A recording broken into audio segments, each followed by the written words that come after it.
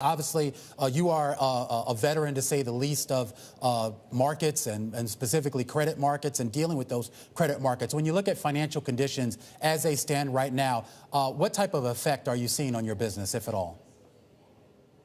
I would say things are better than you're reporting. We've checked with all our bank lenders.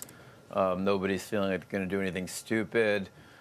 Because the Fed lowered LIBOR rates and their cost of funds has hovered more or less constant. They have infinite access to capital.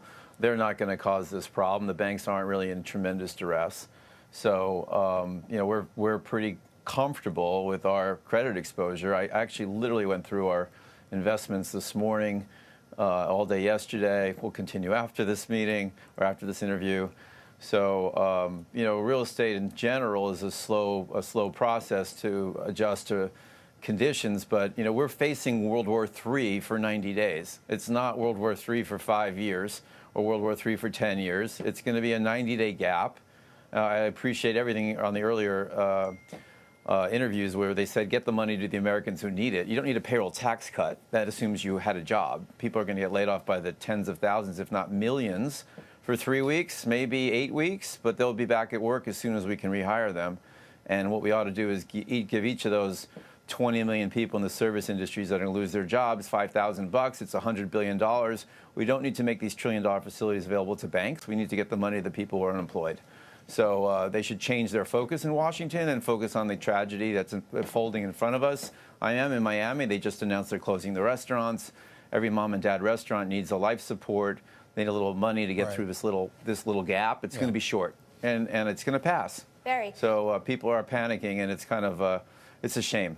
So what of the other industries that are really struggling from this crisis right now? We had the airlines asking for more than $50 billion in aid, other people asking for packages towards other industries like travel and entertainment. What do you believe the Trump administration should do for industries outside of the airlines that are being impacted?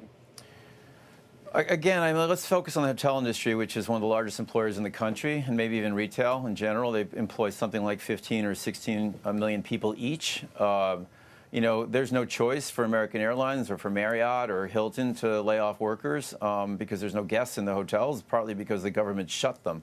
So the money must go first to the individuals who can't afford to eat. They must eat. So the money should go directly to these people. And these discussion about a payroll tax cut is so stupid. It's $1 trillion, and you have to be employed to be a beneficiary of that. That's not the issue. The issue is the people that are unemployed or will become unemployed. So for me, I think the government needs to focus on real aid packages to the people that are most distressed. The industries themselves, the companies, if the banks behave themselves, the companies won't be under too much strain if we're talking about 90 to 120 days. And maybe they should turn the market off for 2 weeks and let us get through this. I mean, I'm hoping we're Korea and we're not France or Italy. Korea had 1,000 cases. In 30 days, they went from 2 cases to 1,000 cases to 76 cases or 67 cases. So they've gone in 30 days, and yesterday you heard the president say, I think erroneously, that this could last to August. I don't think this is an August issue. I'm not an expert, but I really think you have 60 days, and we'll be through a lot of this. And I really would say one other thing that is really important. Every day, though you don't talk about it too much, they're coming out with another drug that could potentially treat this. And I don't think in the history of the world have you ever had this many labs, this many people focused on a cure or a vaccine with technology that didn't even exist 10 years ago.